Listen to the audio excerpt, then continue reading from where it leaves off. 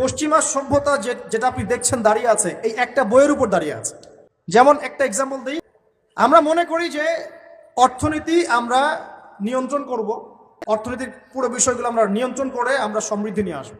আসলে বিষয়টা কি জানেন, অর্থনীতি নিজের একটা ফ্লো আছে, ও নিজেই নিজেকে নিয়ন্ত্রণ করে এবং তার উপর একটা ইনভিজিবল হ্যান্ড থাকে, অদৃশ্য হাত, যেটা আমরা বলি আল্লাহ রব্বুল আলামিন।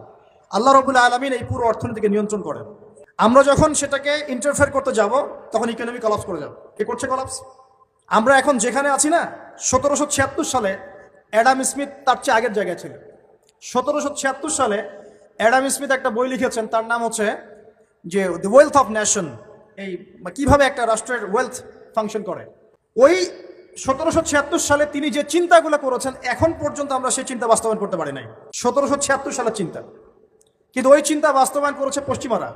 শুধু ব্যবসা, অর্থনীতি, এক্সপোর্ট ইম্পোর্ট, এগুলোকে তিনি জাতির মানদণ্ড বলতেন না।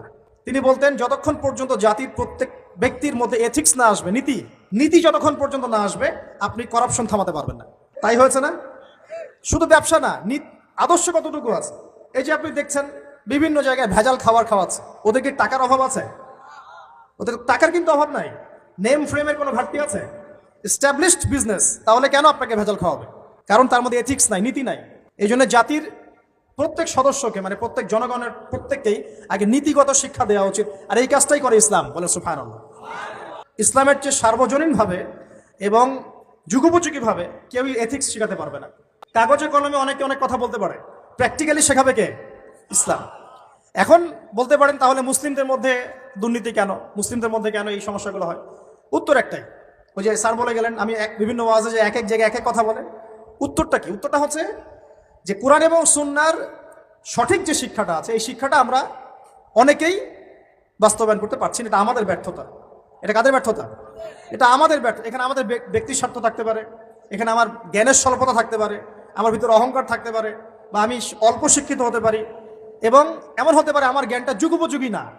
ইসলামিক জ্ঞান আমার মধ্যে আছে, কিন্তু কিভাবে এই জ্ঞান দিয়ে ওয়ার্ল্ডকে ডিল করবো এই জ্ঞানটা আমার মধ্যে নাই।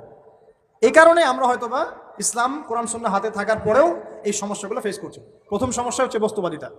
আল্লাহ পাক আমাদের সবাইকে, যারা আলোচনা শুনছি, দুনিয়ার প্রেমিক হওয়া থেকে বাঁচাক বলি আমি।